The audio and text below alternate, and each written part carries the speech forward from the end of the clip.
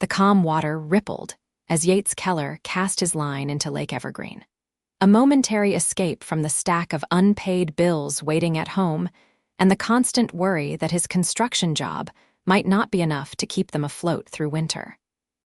Next to him, his 8-year-old daughter Lily bounced excitedly on the weathered dock, her pink fishing rod poised with determined concentration, blissfully unaware of the financial struggles that kept her father awake at night. "Dad, is my worm on right?" Lily asked, squinting at her hook with suspicion. Her golden brown pigtails caught the morning light as she tilted her head. Yates leaned over, examining his daughter's handiwork with exaggerated seriousness. "Perfect technique, fishing champion. That worm doesn't stand a chance of escaping." "Good, because I'm catching the biggest fish today. I promised Mom I would." Her voice dropped slightly at the mention of her mother, as it always did.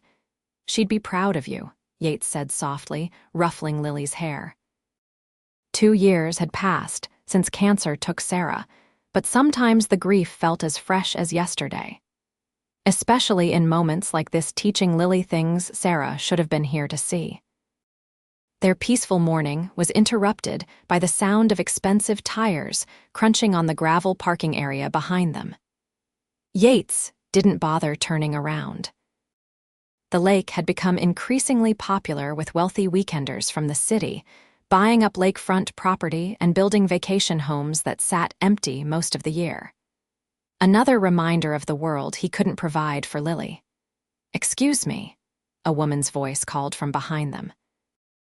"Is this spot taken?" Yates turned to find himself looking at the most striking woman he'd ever seen. She wore simple jeans and a light blue sweater, but something about her, maybe the perfect cut of her clothes or the quiet confidence in her stance, screamed money. Her dark hair was pulled back in a loose ponytail, and she carried a fishing rod that looked brand new. "There's plenty of dock to share," Yates replied, scooting over to make room. "I'm Yates, and this is my daughter Lily." "Zara Kennedy," she replied with a smile that transformed her face from merely beautiful to breathtaking. "I'm afraid I'm a complete novice at this. Would you mind if I watched how you do it first?" "Watch me," Lily piped up. "Dad says I'm a natural." "She is," Yates confirmed with a proud smile. "Better than her old man already." Zara settled beside them, and Yates couldn't help noticing her fishing rod was top of the line, probably costing more than his monthly rent. City people and their expensive hobbies. "What brings you out here?" he asked, helping Lily recast her line. "I just bought the old Miller property," Zara said, nodding toward the largest lakefront estate. "I needed a break from the city. This seemed like a good place to reset." Yates raised an eyebrow. The Miller property had been on the market for nearly 2 years, listed at a price that had made the locals whistle in disbelief. "That's quite a reset," she laughed, the sound warm and genuine. "I know it's excessive for one person, but I fell in love with the view." Before Yates could respond, Lily's line went taut. Dad, I got something." "Easy does it," Yates coached, helping her steady the rod. "Reel slowly." Together they brought in a decent-sized trout, Lily squealing with delight as Yates carefully removed the hook. "That's dinner," Lily announced proudly, holding up the fish for Zara to admire. "That's the most impressive thing I've seen all week," Zara said sincerely. "Think you could teach me how to do that?" Lily puffed up with importance. "First, you have to be very quiet. Fish have ears." "They don't actually have ears, Lil," Yates corrected gently. "Then how do they hear us?" Lily challenged, hands on her hips. "They sense vibrations through special cells along their bodies," he explained. "Same difference," Lily said with the supreme confidence only an 8-year-old could muster. "The point is, they know when you're stomping around." Zara bit her lip, clearly trying not to laugh. "No stomping, got it." For the next hour, Lily appointed herself Zara's personal fishing instructor, while Yates watched with amusement. There was something surreal about this elegant woman sitting cross-legged on their weathered dock, listening with complete attention as his daughter explained the proper way to thread a worm. "You're raising an amazing kid," Zara said quietly to Yates as Lily momentarily turned her attention back to the water. She's everything, he answered honestly. Her mom passed away 2 years ago. Some days, Lily's the only reason I get out of bed. Zara's expression softened. I'm so sorry. That must be incredibly difficult for both of you. Before Yates could respond, Zara's phone rang. She glanced at it and frowned. I have to take this. Work emergency. It was really nice meeting you both. She handed her borrowed fishing rod back to Yates, smiled warmly at Lily, and strode back toward the parking lot where an understated but clearly expensive car waited. I like her, Lily declared, watching Zara leave. She should come fishing with us again. I doubt we'll see her again, kiddo. People like that don't usually hang around with people like us. The words came out more bitter than he'd intended. Lily frowned at him. People like what? Yates sighed. Nothing, sweetheart. Let's pack up our catch and head home, okay? 3 days later, Yates was replacing rotted boards on Mrs. Fletcher's porch when his phone rang. The local school's number flashed on the screen, sending a jolt of panic through him. Mr. Keller, this is Principal Watts. Lily's fine, she said quickly, clearly sensing his alarm. But she's in my office. There was an incident in the cafeteria today. 30 minutes later, Yates sat across from Principal Watts' desk, where Lily slouched in a chair, arms crossed, a stubborn set to her jaw that was pure Sarah. Lily pushed another student, Principal Watts explained. When asked why, she said Jason Porter was making fun of her lunch. Yates looked at his daughter. Is that true, Lil? Lily's lower lip trembled slightly. He said only poor kids eat the same thing every day. He said I was probably going to be on food stamps like the homeless people downtown. Yates felt his chest tighten. They weren't that bad off. He made sure Lily always had food. Even if it meant he sometimes went without, but things had been tight lately. The truth was, he had been sending her with the same peanut butter sandwich every day because that's what they could afford. Violence is never the answer, Lily, Principal Watts said firmly, but Jason will also be disciplined for his behavior. After signing paperwork and promising Lily would write an apology letter, Yates led his daughter to their old pickup truck. Am I in big trouble? Lily asked in a small voice. Yates knelt to her level. Pushing is wrong. We don't solve problems by hurting people, okay? Lily nodded solemnly. But I understand why you were upset. Jason shouldn't have said those things. Are we poor, Dad? The directness of her question caught him off guard. Yates chose his words carefully. We have less money than some people, more than others, but we have what matters. We have each other. That evening, after Lily was in bed, Yates sat at the kitchen table surrounded by bills. The truth was, they were closer to poor than he wanted to admit. Sarah's medical bills had drained their savings, and construction work was seasonal and unpredictable. He stared at the calendar, counting the weeks until winter would slow work to a trickle. A knock at the door jolted him from his calculations. Opening it, he found Zara Kennedy standing on his porch, looking slightly uncertain. Hi, she said, offering a tentative smile. I hope you don't mind, but I asked around town and someone pointed me to your address. Yates blinked in surprise. How can I help you? Actually, I was hoping you could help me with a project, she said. The dock at my new place needs replacing. I was told you're the best carpenter in town. Yates leaned against the doorframe, studying her. There are bigger construction companies in the area that handle lakefront properties. They'd probably be a better fit. I'd rather hire local, someone who understands the lake, she said. Would you at least come take a look? I'd pay a fair rate, of course. The bills on his table flashed through his mind. When were you thinking? Is tomorrow too soon? Say around 4. After Lily's school, the fact that she remembered his daughter's name surprised him. That would work, actually. Zara smiled, looking genuinely pleased. Perfect. I'll see you both then. The next afternoon, Yates and Lily pulled up to the Miller estate, a sprawling lakefront property that had been the crown jewel of Lake Evergreen for generations. The main house was an elegant combination of wood and stone, with huge windows facing the water. Whoa, Lily whispered. Is this a castle? Yates chuckled. Not quite, but close. Zara met them at the end of her long driveway, dressed simply in jeans and a sweater, her hair loose around her shoulders. You found it. Thanks for coming. She led them down to her private dock, which was indeed in poor condition. Years of neglect had left the wood warped and rotting in places. It wouldn't last another winter. You definitely need a new one, Yates confirmed after a thorough inspection. The entire structure should be replaced. That's what I thought, Zara nodded. How long would it take? For a dock this size, probably 2 weeks working solo. And how much would it cost? Yates named a figure that was fair but would also help ease his financial worries for the next few months. To his surprise, Zara didn't even blink. That sounds reasonable, she said. When can you start? I could begin Monday, Yates replied, still half expecting her to negotiate. Perfect. Should we shake on it? She extended her hand with a smile. As they shook hands, Lily tugged on Zara's sleeve. Can I see inside your castle while Dad works on your dock? Lily, Yates admonished gently. That's rude. But Zara laughed. It's not rude at all. I'd love to give you a tour, Lily. In fact, are you both hungry? I was about to make dinner and I always make too much food.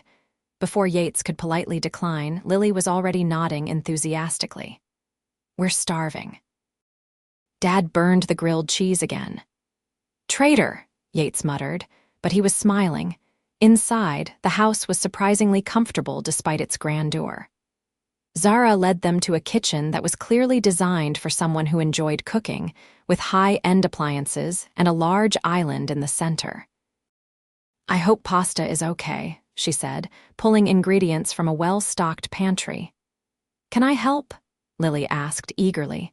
Absolutely. You can be my official taste tester. As Zara and Lily worked together on dinner, Yates took the opportunity to observe their hostess more closely. There was something incongruous about her. She clearly had money, but she lacked the pretension he'd come to expect from the wealthy lakefront owners. She listened to Lily's stories with genuine interest and laughed easily. When she caught him watching, she smiled in a way that made his chest feel oddly tight. So what do you do, Zara? He asked as they sat down to eat. For work, I mean. Something flickered across her face. I'm in technology, software development. She makes computer games, Dad. Lily said excitedly.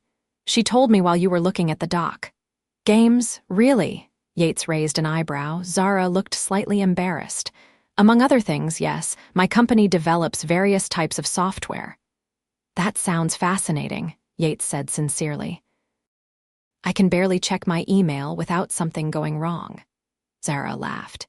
It has its moments, though honestly, being out here by the lake makes me wonder why I spend so much time staring at screens. After dinner, Zara showed them around the rest of the house. Despite its size, she'd managed to make it feel welcoming. Many rooms were still empty or partially furnished, giving the impression she was still settling in. This place is huge for one person, Yates observed as they circled back to the kitchen. I know, she admitted. But after years in a tiny apartment in the city, I wanted space to breathe, and room for visitors, hopefully. The way she said it made Yates wonder if she was lonely. It seemed impossible that someone like her successful, beautiful kind could be lacking for company, but there was a hint of something in her eyes that suggested otherwise. As they prepared to leave, Zara handed Lily a small paper bag. Cookies for tomorrow's lunch. I made them yesterday. Lily's eyes widened. Thanks. Now Jason can't say I have the same lunch every day. Yates winced, but Zara merely smiled. Anyone who pays attention to what others eat for lunch clearly doesn't have enough going on in their own life. Lily giggled. That's what Dad said, except he used different words. Zara caught Yates's eye, and he felt a strange connection pass between them, understanding, amusement, and something else he couldn't quite name. Over the next week, Yates worked steadily on Zara's dock while Lily was at school. Each afternoon, his daughter would join him for a few hours, invariably ending up inside with Zara while he finished the day's work. He told himself he should discourage this growing attachment, but the truth was, Seeing Lily so animated again was worth any risk. One evening, as he was packing up his tools, Zara brought him a cold drink. "I have a question for you," she said, seeming uncharacteristically hesitant. "Shoot." Lily mentioned there's a school camping trip coming up that she really wants to go on. Yates sighed. He'd been avoiding that conversation with Lily. The trip cost more than they could spare right now. "She's a little young for overnight camping." Zara saw through his excuse immediately. "She told me you're the best camper ever, that you taught her how to build a fire when she was 5. "She has a big mouth," Yates muttered, but without heat.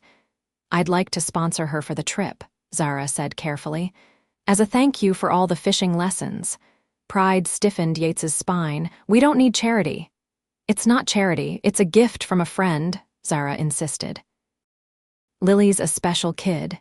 She deserves to go with her classmates. I appreciate the thought, but I can take care of my daughter." Zara's expression fell, but she nodded. "Of course, I didn't mean to overstep." Later that night, Lily carefully placed the permission slip for the camping trip on the kitchen table, while Yates pretended not to notice.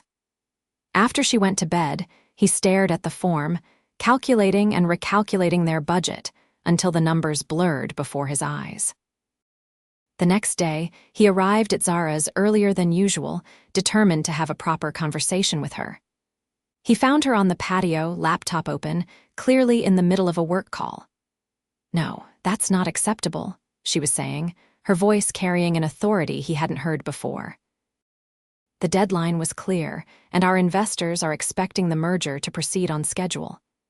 She caught sight of him and held up one finger, indicating she'd be a minute. "Marcus, I need those contracts revised by end of day. Yes, I know it's a tight turnaround." "That's why you're paid what you're paid." She ended the call and turned to Yates with an apologetic smile. "Sorry about that, work emergency." "Sounds intense," Yates commented. "Must be a pretty important company." Zara shrugged. "It has its moments." She glanced at his serious expression. "Is everything okay?" "About yesterday," he began. "I wanted to apologize for being abrupt. I'm not very good at accepting help." "I understand pride, Yates, I really do." She hesitated. "But sometimes letting others help isn't a weakness. Sarah, my wife, she used to say the same thing." The memory brought a sad smile to his face. "I'm not used to having anyone to lean on anymore." Zara's eyes softened. "Tell me about her, if you want to, that is." To his surprise, Yates found himself talking about Sarah's laugh and her passion for teaching kindergarten. About how she'd faced cancer with courage that still humbled him. About the hole she'd left in their lives that nothing seemed to fill. "She sounds wonderful," Zara said quietly when he finished. "She was." Yates cleared his throat. "Lily reminds me of her more every day." "I see a lot of you in her too," Zara observed. "That same determined chin, the way she thinks about things before she speaks." The fact that she'd noticed such details about his daughter made something warm unfurl in Yates's chest. "About the camping trip," he said finally. "I can't let you pay for it. I understand. But," he continued, "I was wondering if you might need any other work done around here, something I could do on weekends, maybe." Zara broke into a smile. "As a matter of fact, I've been thinking about building a greenhouse on the south lawn. Nothing fancy, but somewhere to grow vegetables through the winter." "I can definitely help with that," Yates nodded. "We can work out a fair rate." "Perfect." Her smile widened. "And if you wanted to bring Lily along while you work on it, I certainly wouldn't mind the company." The camping trip permission slip was signed that evening. As autumn deepened around Lake Evergreen, Yates found himself spending more and more time at Zara's estate. The dock was completed, but the greenhouse project expanded into other improvements, repairing the boathouse, rebuilding a stone wall that had partially collapsed, fixing the ancient irrigation system. More importantly, the three of them fell into an easy rhythm together. Weekend work sessions turned into shared meals, which turned into movie nights and board games. Lily blossomed under Zara's attention, proudly showing off her improving reading skills and teaching Zara how to identify different birds around the lake. Yates noticed the changes in himself, too. the constant worry that had been his companion since Sarah's death began to ease. He found himself laughing more, planning for the future rather than just surviving the present. One Saturday afternoon in late October, while Lily was at a friend's birthday party, Yates arrived at Zara's to finish the greenhouse. He found her on a business call, pacing the patio with tension evident in every line of her body. "This is not negotiable," she was saying firmly. "Kennedy Tech does not use exploitative labor practices, period. If the manufacturer can't certify their sourcing, we find another supplier." She noticed Yates and gave him an apologetic wave, but continued her call. "I don't care if it delays the launch. Our company values aren't window dressing." She paused, listening. "Good, I'm glad we understand each other. Have the revised proposal on my desk Monday." She hung up and sighed deeply. "Sorry about that." "Kennedy Tech?" Yates asked, connecting dots that should have been obvious much sooner. "As in Kennedy Software Industries." Zara looked uncomfortable. "Yes, you're not just in technology, you're Zara Kennedy, the Zara Kennedy." The pieces fell into place with stunning clarity. "Your company is worth billions." She winced slightly at his tone. "The company is, I'm just a person." A person who owns a multi-billion-dollar technology empire. Yates felt suddenly disoriented, as though the ground beneath him had shifted. "Why didn't you tell me?" "At first, because it was nice having someone talk to me normally," she sighed. "Later, because I was afraid it would change things between us, that you'd see me differently." "Like I am right now," Yates said, understanding dawning. "Yes." She looked vulnerable in a way he'd never seen before.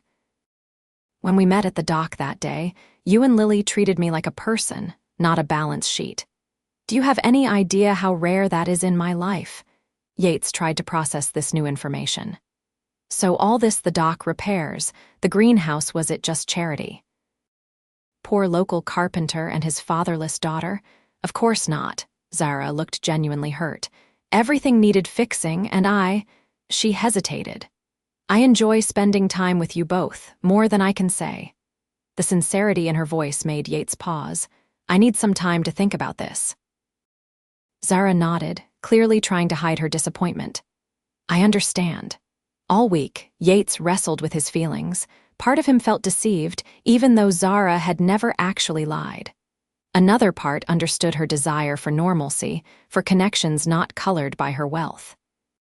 But mostly, he realized how much he'd come to care for her not as a client or even just a friend, but as someone who had somehow worked her way into the closed chambers of his heart. Friday afternoon, Lily ambushed him as soon as he picked her up from school. "Are we going to Zara's this weekend?" "She promised to teach me how to make apple pie." "I'm not sure, sweetheart," Lily's face fell. "But we always go on weekends now. Did you guys have a fight?" "Not exactly." Yates sighed.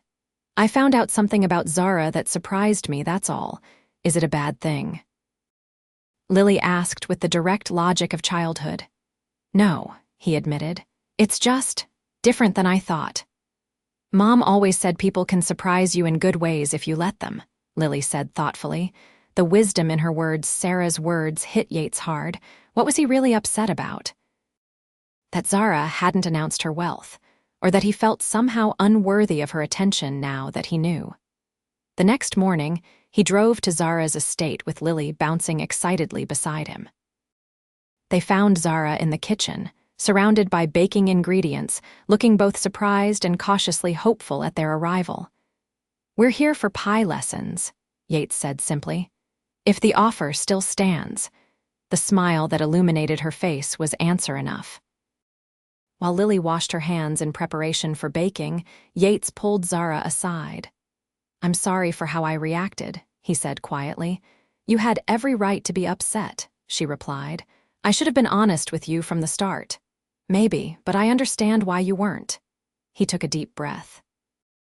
"The thing is, Zara, I don't care about your money.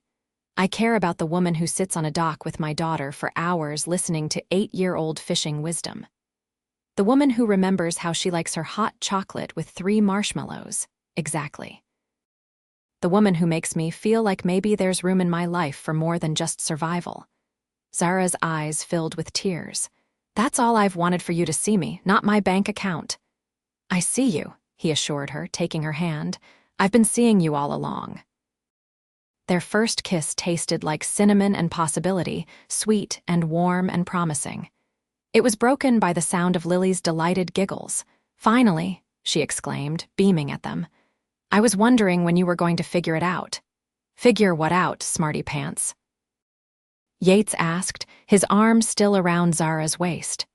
"That we belong together," Lily stated with absolute confidence. "The three of us." Over the following months, Yates discovered that dating a billionaire was surprisingly normal in many ways, utterly surreal in others. Zara still made terrible coffee, still beat him mercilessly at chess, still laughed at his dad jokes. But she also had video conferences with international executives, made decisions that affected thousands of employees, and occasionally had to fly to New York or San Francisco on her private jet. For Lily's benefit, they took things slowly, building their relationship deliberately rather than rushing. Yates continued his construction business, refusing Zara's offers to help expand it, though he did accept her suggestion to create a website showcasing his custom woodworking, which brought in more affluent clients from around the lake. 1 year after they met, on a perfect summer day with the lake sparkling around them, Yates led Zara down to the dock he'd built the place where their story began. "I have something for you," he said, suddenly nervous despite all their planning. He handed her a small wooden box he'd crafted from cherry wood salvaged from the old dock. Inside was a simple but elegant ring. "It's not fancy," he apologized, "but it's honest, like what I feel for you." "It's perfect," Zara whispered, tears gathering in her eyes. "Zara Kennedy, will you marry me? Will you help me raise Lily? Will you build a family with us?" "Yes," she answered without hesitation. "To all of it, yes." From her hiding spot behind a nearby tree, Lily let out a whoop of joy and came running toward them, colliding with their legs in an enthusiastic hug. She said yes. Yates announced unnecessarily, lifting his daughter high. "Of course she did," Lily said with absolute certainty. "I told you she would."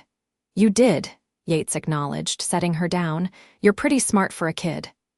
"I get it from both sides now," Lily said, taking each of their hands in hers. "My dad and my Zara." 2 years later, the dock at Lake Evergreen held a small, intimate wedding. Yates stood tall in a simple suit, Lily proudly at his side as his best daughter. When Zara appeared in a flowing white dress, her face radiant with happiness, he felt a completeness he'd thought was lost to him forever. Their vows were simple and heartfelt. They promised to see each other always, beyond titles and circumstances, to support each other's dreams, to create a home filled with love and laughter, and most importantly, to always put family first. After the ceremony, as sunset painted the lake in gold and crimson, the three of them stood at the end of the dock, arms around each other. "Do you know what I was thinking that first day we met?" Zara asked, looking out over the water. "That my fishing skills were impressive?"